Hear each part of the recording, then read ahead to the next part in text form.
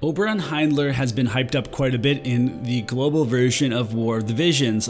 Honestly, people were even saying to not pull on Jaden so that you could save up for Oberon instead. Now, I agree that Oberon is going to be a game changer, but if you slept on Jaden, I think by now you've been corrected in Arena and Guild Battle.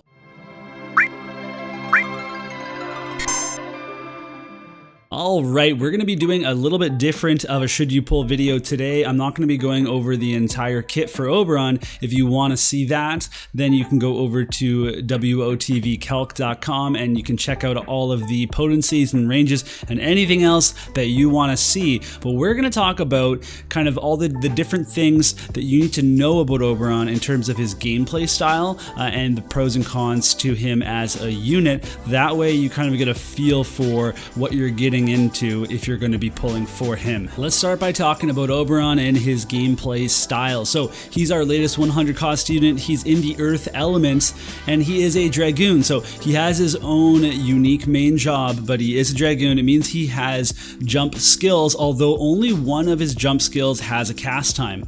Most of his attacks are short range, but he does have a good mix of some AoE abilities as well as some single target abilities. He also has 4 innate jumps, so he's going to be able to maneuver around the map easily, and he has a skill that can add 1 move and 1 jump, so it means that he can navigate any type of map fairly easily.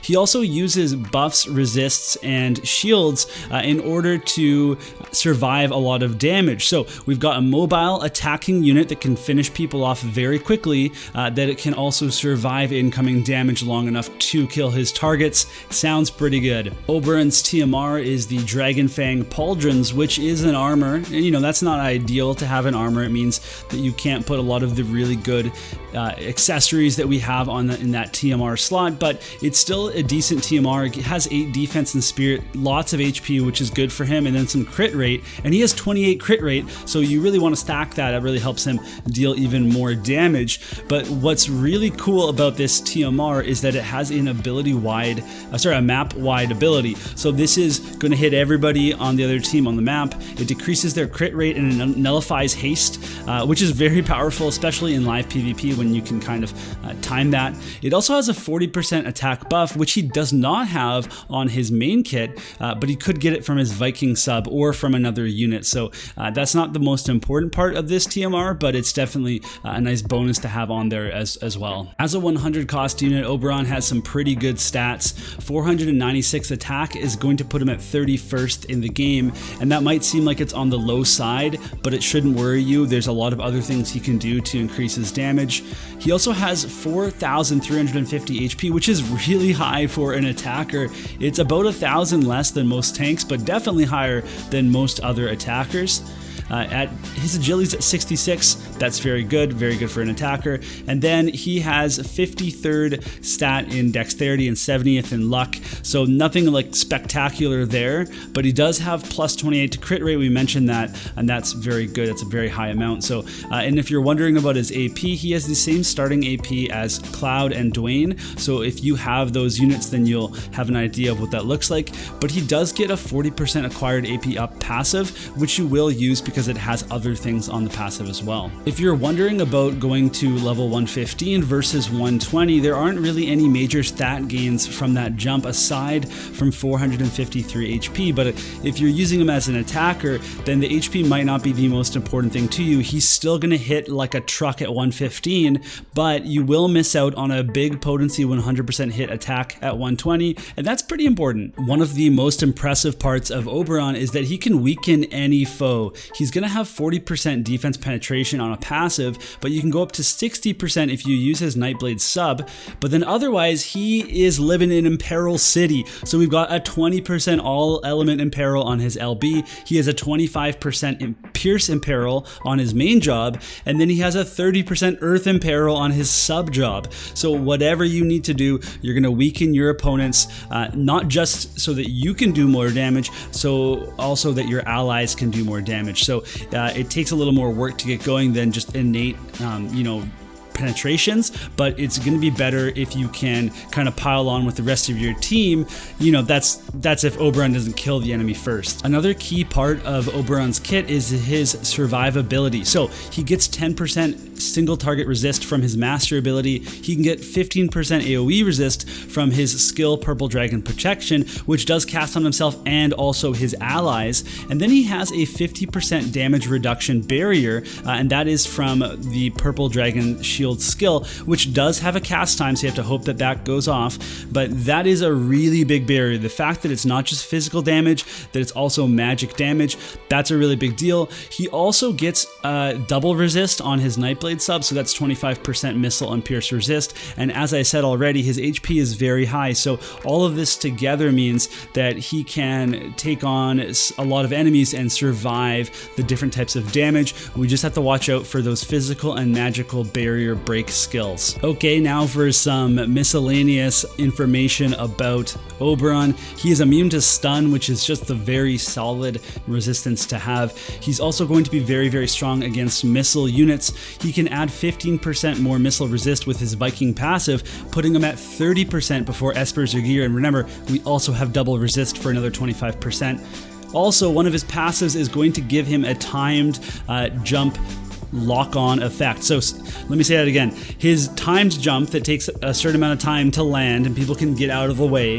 it's going to be a lock-on effect as long as you have the passive equipped. So that passive gives you the 40% acquired AP up, but it also gives you that lock-on effect. That is going to be pretty important if you see him using that jump a lot. All right, now it wouldn't be a unit review without talking about his limit burst, and it's a really, really good one, and we're going to be seeing it quite a bit. So it has your classic 200% potency, but it also has a 20% all elements imperil, which will take place before the damage actually hits. So it's going to be a bigger potency than that 200%. 48 AP is a big AP cost, and he is going to use it because it has that 4 to 5 square range because it has the AoE, and it also has a range height of 2. It means that it's one of his longest range skills, but also his highest reaching skills. He's going to use this on a lot of maps, and it will make him an AP hungry unit.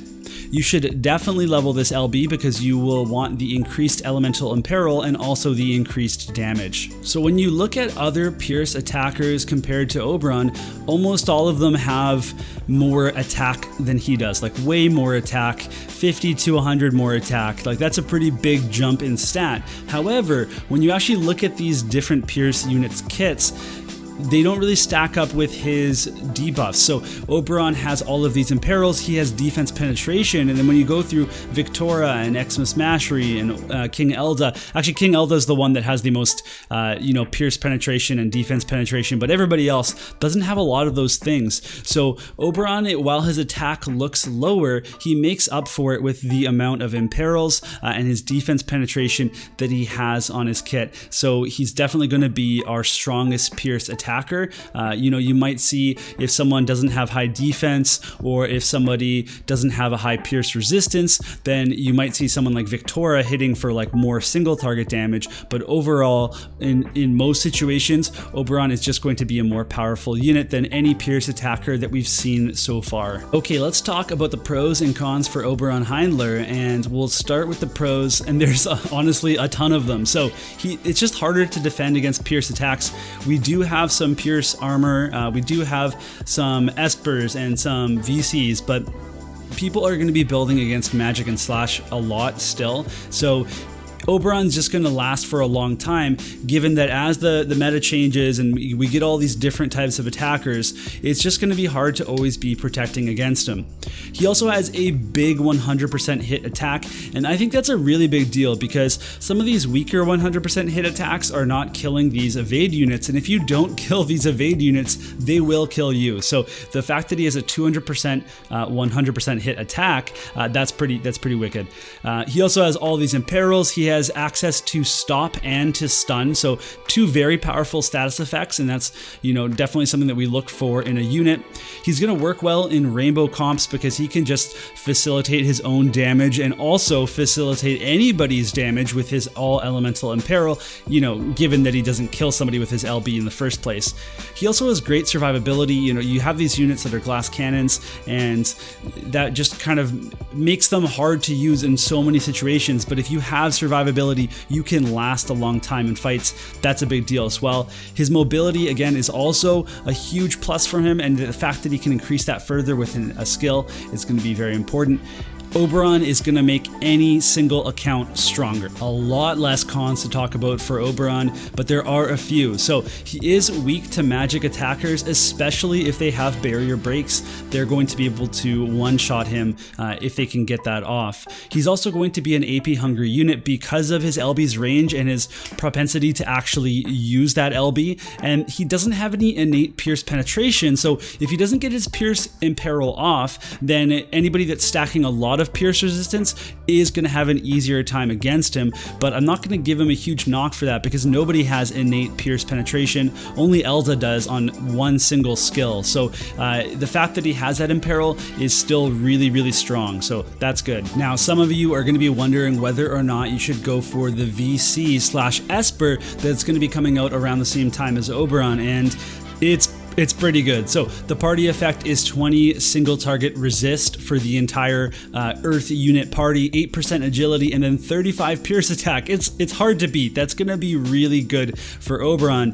The bestowed effect is 10 human killer and 5% HP, not to mention the card itself gives you 3 agility as a stat. So this is a really powerful card, and if it's one of those cards, again, that you can slot on Oberon and put him into a different composition without other Earth units, and this one card is going to sustain him to help him survive with a single target resist. It's going to make him faster. It's also going to give him a lot of damage. So this is a really, really good solo card for him, but obviously it's going to be a really good card for Earth parties in general, even without taking into consideration the 35 pierce attack, because that 20 single target resist plus agility just fills 2 gaps in building a composition. So we're also going to get, we're likely going to get a global upgrade specific for Oberon as well, so this could only get better. We don't really have to worry about it clashing with the Halloween VC. Only the agility is shared, so you could run both VCs, not really a big deal because you're still getting that 20% single target resist, so I'm not really worried about that at all. This is definitely a really good card for Oberon, and you should pick it up with the 2K paid pull if they offer it. Now, it also comes with an Esper, and this Esper is going to give you Earth attack up, it's going to give you Pierce attack up, and it's going to give you 20% missile resistance. So definitely things that Oberon wants. Although with the missile resistance, that's actually something he's already strong in. So if you wanted to go for a damage build with a really high missile resist, then this Esper is going to be really good for Oberon. But you could use other Pierce Espers like Ifrit, for example, and you could still get really good damage out of him. But this Esper will be very good for him as well. One other note, this Esper also has 25% disable resist at 3 stars, so another really good reason to be equipping this to Oberon or to any unit that you want to have some disable resistance. Now you're wondering, should you pull for Oberon Heindler? Yes, you should. My personal recommendation is to only pull if you're able to pity him, so that way you can avoid any potential heartbreak. But even if you aren't strong in the Earth element, Oberon's just going to be strong for your account. His LB is going to enable your other attackers regardless of what their element is. That's saying if he hasn't actually killed the target with his LB, then they're going to have that 20% all elemental debuff on them. But even if your account isn't strong with Earth, you could just go for him as your start into Earth. It's never a bad time to dip into another element. You can always start building that other part of your account. If you're free to play, maybe you have different goals, but Oberon is going to be good for everybody, and that is a Mysidia guarantee. Who cares if he simps for Jaden? I mean, okay, you know what, I actually do care a little bit. Alright, that's going to be it for this video, and I hope it was useful for you. So let me know, are you planning on pulling for Oberon? Tell me in the comments. Let me know what you think about this new video style. I'm going to keep refining it, maybe making some more templates of that classic Final Fantasy background so the visuals shift a little bit. But I also am curious what you thought about kind of skipping all the, the going over the kit and stuff, because at the end of the day, everybody can do that themselves, and there's plenty of other YouTubers that cover that stuff as well. So I'm trying to make something a little bit different, a little bit more useful for you all. And if you do enjoy that, then be sure to like and subscribe to the channel, as that helps me out quite a bit, and I appreciate that. So otherwise, I'll see you all in the next video.